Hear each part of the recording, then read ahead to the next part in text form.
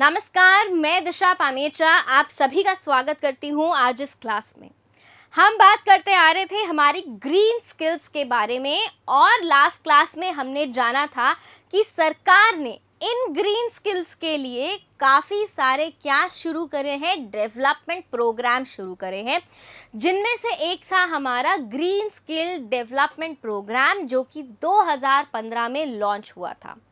साथ ही में हमने बात करी थी national policy on skill development and entrepreneurship के बारे में, जो कि लॉन्च हुई थी 2015 में, जिसमें कि ये लक्ष्य लिया गया था कि हमारे भारत के युवा को हम बड़े पैमाने पे क्या देंगे, कौशल प्रशिक्षण देंगे, जिससे कि वो क्या कर सके, अपने लिए एक रोजगार ढूंढ सके, साथ ही में अपने लिए एक आय का स्रोत बना सके। तो जब हम हमारे युवाओं को किसी प्रकार का तकनीकी कौशल दे रहे हैं, ज्ञान दे रहे हैं, एक तरीके का उनका दृष्टिकोण बना रहे हैं कि हमें हमारे पर्यावरण को सुरक्षित रखना है और उसको संरक्षित रखना है और साथ साथ हमें आर्थिक विकास में भी आगे बढ़ना है, तो ऐसे से हम क्या कर रहे हैं, ऐसी स्किल्स से हम एक जॉब कर सकते हैं, एक नौकरी ले सकते हैं, किसी भी इंडस्ट्री में, उद्योग में ले सकते हैं। हम गवर्नमेंट के साथ में, सरकार के साथ में काम कर सकते हैं, गैर सरकारी एजेंसियों में काम कर सकते हैं, साथ में हम शिक्षा के क्षेत्र में भी काम कर सकते हैं। तो कोई भी ग्रीन जॉब क्या होती है, ऐसा एम्प्लॉयमेंट, ऐसा रोजगार ऐसी इंडस्ट्री में या ऐसे इंस्टीट्यूशन के साथ में जिसका या जो प्राथमिकता देता हो हमारे पर्यावरण को सुरक्षित रखने में और संरक्षित रखने में। दूसरा, वो किसकी परमिशन देता हो, सस्टेनेबल डेवलपमेंट की परमिशन देता हो, सस्टेनेबल डेवलपमेंट को सपोर्ट करता हो।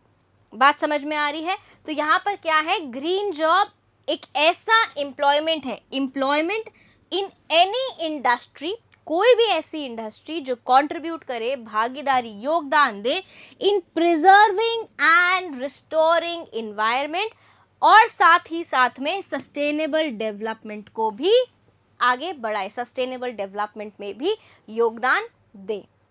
तो ग्रीन जॉब की बात समझ आई कि ग्रीन जॉब क्या होता है। ग्रीन जॉब के अंदर हमारे पास यहाँ पर क्या है, साथ ही में ऐसा कोई भी जॉब जो कि हमारे को एक ट्रांजिशन लाने में मदद करे। किसके बीच में ट्रांजिशन लाने में मदद करे? ग्रीन इकोनॉमी में एक अनसस्टेनेबल इकोनॉमी से एक अनसस्टेनेबल इकोनॉमी को क्या बना दे, एक ग्रीन इकोनॉमी बनाए। बात समझ में आ रही है? इस ट्रांजिशन को लाए और इसको मेंटेन करके रखे, साथ ही में हमारे जो क्या है, प्रोडक्शन है और साथ ही में जो हमारा कंजम्पशन है उसको इन्वायरमेंटली सस्टेनेबली मैनेज करके रखे, मेंटेन करके रखे। यानी कि उत्पादन और उपभोग के पर्यावरणीय रूप से टिकाऊ रूपों में परिवर्तन लाने और बनाए रखने में मदद करती हैं। क्या करती हैं ये जॉब्स? ये जॉब्स ऐसी जॉब्स हैं जो कि ग्रीन इकोनॉमी को बना के रखती हैं, ग्रीन इकोनॉमी में हमें बदलने के लिए, बदलाव लाने के लिए, ताकि हमें ग्रीन इकोनॉमी की तरफ बढ़ सकें और ग्रीन इकोनॉमी में जितने भी क्या हो रहे हैं, हमारे उत्पादन हो रहे हैं, उपभोग हो रहे हैं, उनको इन्वायरमेंटली, पर्यावरणीय रूप से टिकाऊ रूप में परिवर्तन लाने और बनाए रखने में मदद करें। ऐसी होती है हमारी ग्रीन जॉब। अब जो ये ग्रीन जॉब्स हैं, ये क्या करती हैं, ये कंट्रीब्यूट करती हैं सब्सटैंशियली टू प्रिजर्विंग और रेस्टोरिंग इन्वायरमेंटल क्वालिटी। बात समझ में आ रही है? कौन कौन से क्षेत्रों में? एग्रीकल्चर में, एडमिनिस्ट्रेशन में, रिसर्च एंड डेवलपमेंट में, मैन्युफैक्चरिंग एंड सर्विसेज एक्टिविटी में। तो यूनाइटेड नेशंस एनवायरनमेंट प्रोग्राम ने क्या परिभाषा दी? ऐसे कोई भी काम जो कि योगदान दें किसमें, हमारे पर्यावरण को संरक्षित रखने में और बहाल करने में। किस किस क्षेत्र में होना चाहिए ये? कृषि के क्षेत्र में, प्रशासन के क्षेत्र में, अनुसंधान और विकास में, साथ ही में विनिर्माण और हमारी सेवा गतिविधियों में। बात समझ में आ रही है? अब यहाँ पर हम बात करते हैं उन लोगों की जो इन ग्रीन जॉब्स को करते हैं। तो जो लोग हमारे हरित अर्थव्यवस्था के सेक्टर्स में काम करते हैं, उनको हम क्या बोलते हैं? उनको हम बोलते हैं green collar worker. So anybody who is employed in the environmental sectors of the economy, अर्थव्यवस्था के पर्यावरण क्षेत्रों में जो भी कार्यरत होते हैं, उनको हम क्या बोलते हैं? उनको हम बोलते हैं ग्रीन कॉलर वर्कर्स। और इन ग्रीन कॉलर वर्कर्स का क्या काम होता है? इनका काम है कि ये ऐसी प्रथाओं का विकास करें और कार्यवान करें जो संसाधनों का संरक्षण करें, प्रदूषण को कम करें, साथ ही में पारिस्थितिकी तंत्र की रक्षा करें। क्या करेंगे? ये डेवलप करेंगे और इम्प्लीमेंट करेंगे ऐसे प्रैक्टिसेस को जो कि हमारे नेचुरल रिसोर्सेज को, प्राकृतिक संसाधनों को कंजर्व करेंगे, साथ ही में हमारे पोल्यूशन को, प्रदूषण को कम करेंगे और हमारे इकोसिस्टम को प्रोटेक्ट करेंगे। तो अब यहाँ पर बात करते हैं कि ये जो जॉब्स हैं ये किन किन सेक्टर्स में हमें मिलती है। तो जो ग्रीन जॉब्स हैं वो हमारे को काफ़ी सारे सेक्टर्स में मिलती है ग्रीन इकोनॉमी के। उनमें से 10 सेक्टर की बात, जो कि सबसे महत्वपूर्ण सेक्टर्स हैं, उनकी बात आज हम यहाँ करने वाले हैं। सबसे पहला जो हमारा सेक्टर है वो है कृषि। जायज़ सी बात है, कृषि हमारी इकोनॉमी का एक सबसे बड़ा हिस्सा है। उसके बाद में हम बात करेंगे एनर्जी रिसोर्सेज के बारे में, फिर हम बात करेंगे निर्माण के बारे में, water management and waste management के बारे में। उसके पश्चात हम यहाँ पर बात करेंगे भू प्रबंधन, transportation, tourism, environmental conservation and manufacturing industry में पाए जाने वाली जॉब्स के बारे में। तो सबसे पहले हम यहाँ पर बात करेंगे हमारे एग्रीकल्चर के बारे में। तो जब हम एग्रीकल्चर के बारे में बात करते हैं, कृषि के बारे में बात करते हैं, तो हमारे को क्या दिखने लगते हैं? किसान भाई दिखने लगते हैं। तो हमें ये लगता है कि कृषि में ज़्यादा क्या नौकरी हो सकती है? किसान की नौकरी हो सकती है। नहीं, जो किसान की नौकरी है वो तो एक ऐसी नौकरी है जो कि, या काम है जो कि एक किसान भाई करता है। लेकिन इसके अलावा अगर हमारे को सतत विकास करना है, हमें आगे बढ़ना है, एक हरित अर्थव्यवस्था को अपनाना है, तो ऐसी कई सारी नौकरियां हैं जो कि हम कृषि में ला सकते हैं। जैसे कि हमने बोला कि अगर जो एग्रीकल्चर है हमारा, उससे हमें सस्टेनेबल बनाना है। कैसा बनाना है? सस्टेनेबल बनाना है तो हमें जैविक खेती की तरफ जाना होगा, यानी कि ऑर्गेनिक फार्मिंग की तरफ जाना होगा। अब ऑर्गेनिक फार्मिंग करने के लिए किसी भी किसान को जैविक खेती की नॉलेज होनी चाहिए।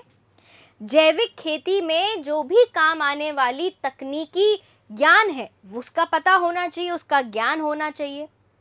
तो इसीलिए, या जो ऐसे इंसान होते हैं जिनको जैविक खेती की मूल्यों और दृष्टिकोण के बारे में ज्ञान हो, उनको हम क्या बोलते हैं? ऑर्गेनिक फार्मर्स बोलते हैं, जो कि ऑर्गेनिक फार्मिंग करते हैं। ऑर्गेनिक फार्मिंग मतलब जहां पर हमारी फल सब्जियों को बिना किसी प्रकार के विषैले रासायनिक पदार्थों के बिना उगाया जाता है। दूसरा यहाँ पे क्या हो सकता है? ऑर्गेनिक फार्मर को एक हेल्पर चाहिए होगा, तो ऑर्गेनिक फार्मर के असिस्टेंट की तरह आप काम कर सकते हैं। एक्वापोनिक टेक्नीशियन या असिस्टेंट की तरह काम कर सकते हैं। एक्वापोनिक मतलब जहां पर आप फिश कल्चरिंग, मछलियों का उत्पाद कर सकते हैं। एक्वापोनिक टेक्नीशियन या असिस्टेंट बनने में ये होगा कि आप मछलियों को, जो वाइल्ड फिशेस हैं, उनको ना लेके आप वाइल्ड फिशेस को कल्चर करते हैं एक वाटर सिस्टम बनाकर, जिससे कि जो मछलियां आप कल्चर कर रहे हैं वो ज़्यादा स्वस्थ होती हैं और विषैले पदार्थों से रहित होती हैं। फिर हम बात करेंगे यहाँ पे nursery and green house technician के बारे में। किसके बारे में बात करेंगे? Nursery and green house technician के बारे में। और इन सभी पोजीशंस का जो फोकस होता है वो किसके ऊपर होता है? हमारे मैनुअल लेबर के ऊपर होता है, प्लांटिंग हार्वेस्टिंग के ऊपर होता है, साथ में फार्म की देख रेख मेंटेनेंस करने में भी होता है। और ये जो सारी नौकरियां हैं, ये सारी जॉब्स कैसी हैं? एंट्री लेवल जॉब्स हैं। ठीक है। अगर हम इन एंट्री लेवल जॉब से जब ऊपर चलते हैं तो हमारे पास आते हैं permaculture designers, agro forestry specialist. Agro forestry specialist यानी कि जो कि हमारे एग्रीकल्चर के साथ साथ में किसका और काम करे, फॉरेस्ट डेवलपमेंट का भी काम करे। किसका करे? फॉरेस्ट डेवलपमेंट का भी काम करे। यहाँ पे क्या होगा कि खेती के साथ साथ में उनके किनारों में क्या उगा दिए जाएंगे? पेड़ उगा दिए जाएंगे। पेड़ को उगाने से क्या होगा? हमारी मिट्टी का कटाव, सॉइल इरोजन रुकेगा, साथ में ज़्यादा से ज़्यादा पानी, जितना भी पानी आएगा वो एब्जॉर्ब कर लिया जाएगा और उससे जो हमारी ग्राउंड वाटर टेबल है उसका लेवल, स्तर बढ़ जाएगा। फिर हमारे पास यहाँ पे है इंटीग्रेटेड पेस्ट मैनेजमेंट स्पेशलिस्ट। अब हमने फसलें उगाई, फसलों पे आके कौन लगता है? पेस्ट लगता है, कीड़ा लगता है। इनसे बचने के लिए जो काम करते हैं लोग, वो कौन होते हैं? Integrated pest management. ये अलग अलग प्रौद्योगिकियां लगाते हैं, कॉमन सेंस लगाते हैं और ऐसी तकनीकों को इजाद करते हैं जो कि हमारी फसलों पे लगने वाले कीड़ों से हमारी फसलों को बचा सकती हैं। फिर हमारे पास है सस्टेनेबल लाइव स्टॉक मैनेजर। ये जो पशुधन मैनेजर है, ये क्या करता है? जो गाय हैं, भेड़ हैं, बकरियां हैं, हमारी जो भैंस होती हैं, उन सब की देखभाल करने वाला, उनका लालन पोषण करने वाला, साथ ही में उनमें जो ब्रीडिंग होनी है, जो मेटिंग होनी है, उनको देखने वाले को हम क्या बोलते हैं? सस्टेनेबल लाइफ स्टॉक मैनेजर बोलते हैं। Urban agriculture coordinator and soil conservationist. अब अर्बन एग्रीकल्चर कोऑर्डिनेटर क्या करता है? शहरों में जो एग्रीकल्चर हो रहा है उसको कोऑर्डिनेट करता है। और जो सॉइल कंजर्वेशनिस्ट होते हैं वो मिट्टी का संरक्षण करते हैं, देखते हैं कि मिट्टी को कैसे हम बचा सकते हैं, उसको कैसे हम बहाल कर सकते हैं। इन सभी नौकरियों में हमारे को क्या क्या चाहिए? कौन कौन से स्किल्स चाहिए? सस्टेनेबल फार्मिंग की टेक्निक्स चाहिए। क्या चाहिए? सस्टेनेबल फार्मिंग की टेक्निक्स का ज्ञान होना चाहिए। पानी का कम से कम यूजेज कैसे हो, हम अपनी मिट्टी की हेल्थ को, मिट्टी के स्वास्थ्य को कैसे बढ़ा सकते हैं, साथ ही में पेस्टिसाइड का यूज़ कैसे कम किया जा सकता है। तो ये बात तो हुई हमारे एग्रीकल्चर सेक्टर में ग्रीन जॉब्स की। अब हम यहाँ पर बात करेंगे हमारी green jobs in energy resources. तो आपको सबसे पहले क्या ध्यान आता है एनर्जी रिसोर्सेज में?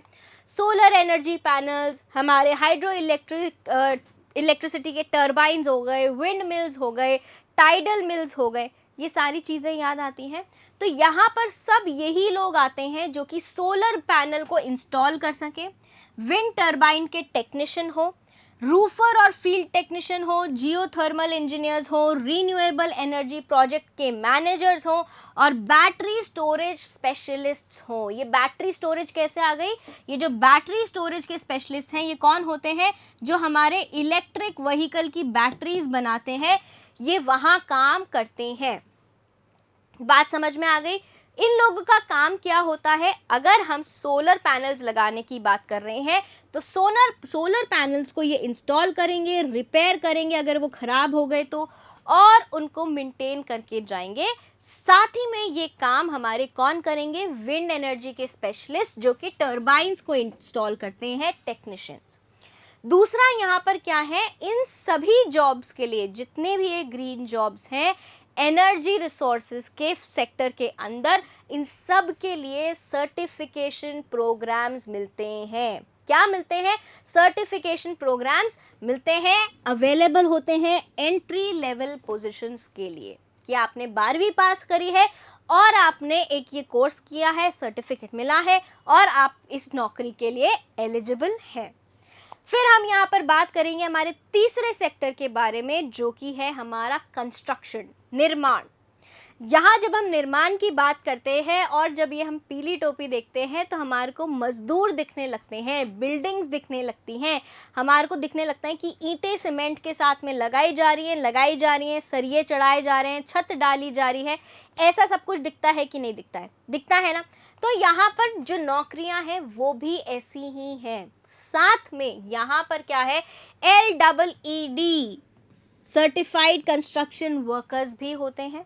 साथ ही में यहाँ पर क्या है, एनर्जी ऑडिटर के असिस्टेंट होते हैं। एनर्जी ऑडिटर मतलब किसी भी प्रकार के निर्माण में कितनी ऊर्जा लग रही है, कितनी ऊर्जा की खपत है, इसको जो नोट करता है उसको हम क्या बोलते हैं, एनर्जी ऑडिटर। और एनर्जी ऑडिटर के असिस्टेंट जो होंगे उनको हम क्या बोलेंगे, एनर्जी ऑडिटर असिस्टेंट। ऐसे ही हमारे पास कौन है, ग्रीन बिल्डिंग आर्किटेक्ट्स हैं। साथ ही में लैंडस्केप आर्किटेक्ट्स हैं। लैंडस्केप आर्किटेक्ट्स मतलब उनको एक बहुत बड़ी ज़मीन दे दी गई है, अब वो ये बोल सकते हैं, डिज़ाइन कर सकते हैं, प्लान कर सकते हैं कि इस जगह पे हम बिल्डिंग्स खड़ी करेंगे और हर बिल्डिंग के बीच में हम क्या लगाएंगे, हर बिल्डिंग के बीच में ग्रीन कंस्ट्रक्शन के लिए ग्रीन पैचेस लगा देंगे, घास के ग्रीन पैचेस, ठीक है। फिर वो बोलेंगे कि यहाँ पर थोड़ा ठंडा रखने के लिए हम एक आर्टिफिशियल वाटर बॉडी बनाएंगे। क्या बनाएंगे, आर्टिफिशियल वाटर बॉडी बनाएंगे। फिर एक घास का पैच रखेंगे। क्या रखेंगे, एक घास का पैच रखेंगे और एक तरफ पानी का वाटर बॉडी बनाएंगे। तो ये क्या हो रहा है, एक बड़ा सारा लैंडस्केप है, इसकी प्लानिंग हुई और प्लानिंग करके इसको डिज़ाइन किया गया, बनाया गया, और इसी को हम क्या बोलते हैं, इसी को हम बोलते हैं लैंडस्केप आर्किटेक्चर, जो कि कौन करके जाता है, लैंडस्केप आर्किटेक्ट करके जाता है। अब ये जो एनर्जी ऑडिटर्स हैं, ये कौन हो गए, वो जो एनर्जी के खपत को क्या करते हैं, लिखते हैं, उनका ऑडिट करते हैं। और इन सभी का काम यहाँ पर क्या होता है, कंस्ट्रक्शन साइट पे काम करना, मटेरियल की हैंडलिंग करना और साइट का क्लीन अप करना। इसी के साथ साथ में हमारे पास में जो इंडियन ग्रीन बिल्डिंग काउंसिल है, IBGC 2001, ये ऑफर करती है काफ़ी सारी सर्विसेज। क्या ऑफर करती हैं, काफ़ी सारी सर्विसेज ऑफर करती हैं, और ये डेवलप करने में new green building rating programs ये करती हैं। साथ ही में हमारे को ये सर्टिफिकेशन सर्विसेज भी देती हैं, ग्रीन बिल्डिंग ट्रेनिंग प्रोग्राम्स भी कंडक्ट करती हैं। तो जो हमने बोला कि एनर्जी रिसोर्सेज में सर्टिफिकेशन प्रोग्राम्स मिलते हैं, साथ ही में हमारे पास कंस्ट्रक्शन में LEED सर्टिफाइड वर्कर्स होते हैं। तो वो जो LEED सर्टिफाइड वर्कर्स की हम बात कर रहे थे, तो जो LEED जो हमारे को सर्टिफिकेशंस मिल रहे हैं, वो कहाँ से मिल रहे हैं, इन्हीं प्रोग्राम से मिल रहे हैं। बात समझ में आ गई।